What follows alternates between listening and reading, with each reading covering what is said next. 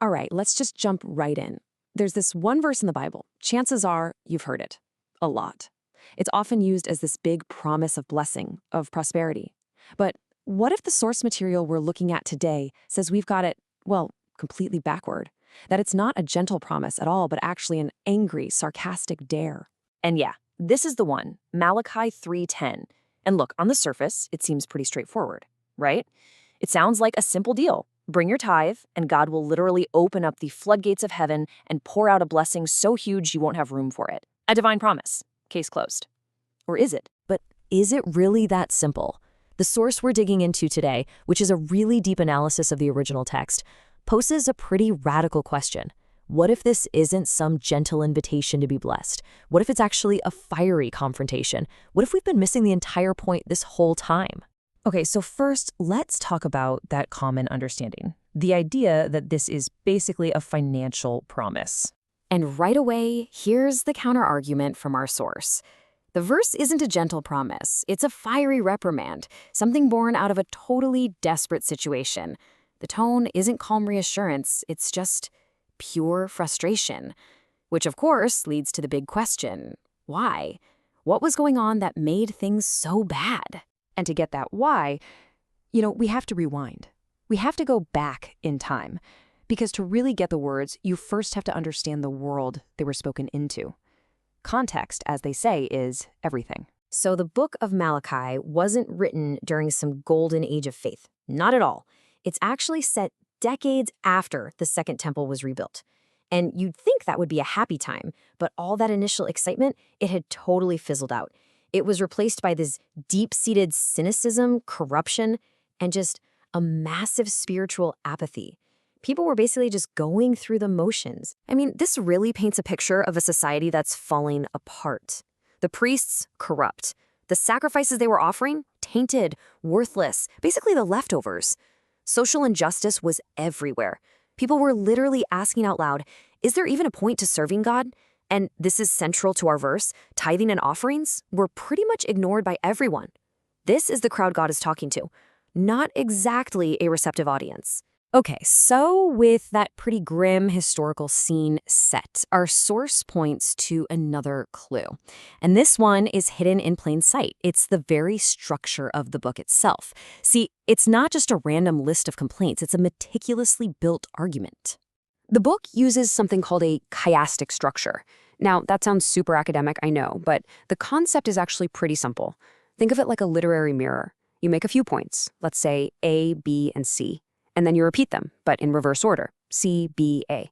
The whole idea is to build intensity and force all your attention right onto that central point. And this is just a brilliant illustration of how it works in the book of Malachi. You see God first condemns their flawed sacrifices, then he moves on to their social sins like divorce. Then the whole argument flips like a mirror. He repeats the condemnation of social sins and then comes back around, even harder this time, to the flawed sacrifices and offerings. And guess what? That's exactly where our verse about tithing is. So you see, the location of this verse is anything but random. It is absolutely deliberate. It's not some friendly, standalone promise dropped in the middle of nowhere. Its placement tells us it's the climax of this escalating, angry accusation. It's part of a prosecution, really. Okay, so all of this brings us to the real heart of the argument, the climax, a complete re-examination of that key phrase, test me. And this is a huge clue from the text. Just 5 verses later in Malachi 3:15, the exact same Hebrew word for test shows up again. But this time, it's the cynical people who are using it. They're complaining that evil people who test God get away with it and prosper. So right there in the same chapter, the word has this defiant, almost taunting, negative meaning. So just look at this contrast. The common reading here's a gentle, warm invitation. Go ahead, test me, and see the good things I'll do. But this new analysis, when you factor in the angry tone, the literary structure, and the context, it hears something totally different. It hears a fiery, sarcastic challenge. Oh, you want to test me? You think this is a game? Go on then, I dare you. And this leads to a whole new reading of the verse, one that really captures this tone of complete and utter exasperation. It isn't a calm offer. It's God at the end of his rope basically saying, you want a test? Fine. You've been testing my patience this whole time. So here's a test for you. Bring the entire tithe, the one thing you refuse to do, and just see what happens. And wow, this changes everything, doesn't it? The verse flips from being some kind of formula for getting rich to being a piece of rhetorical shock therapy. It's designed to jolt a spiritually numb audience out of their apathy by daring them to do the one thing they've consistently refused to do. So, okay, if it's not about getting wealthy, then what is it about? Well, the final piece of this analysis reveals the real purpose behind this whole desperate plea. You have to remember what the tithe was actually for. It wasn't some personal investment account. It was the absolute foundation of their system of worship and social justice. The food from the tithe supported the Levites, the priests who weren't given any land to farm, and, crucially, it was used to care for the most vulnerable people in their society: orphans, widows, and strangers. So when the people held back the tithe, they weren't just, robbing God of some grain. They were literally starving the priesthood. They were abandoning the orphan, the widow, the immigrant. They were causing the entire social and spiritual infrastructure of their community to crumble.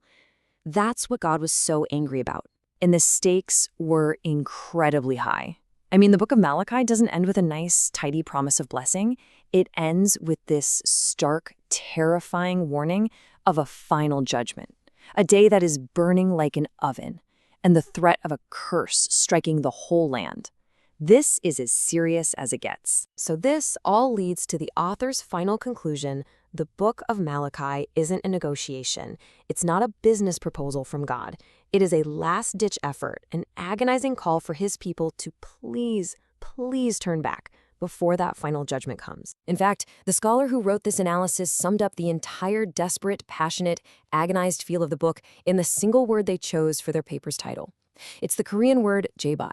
It translates basically to please, but with this sense of desperation. Not a command, not a deal, just a plea.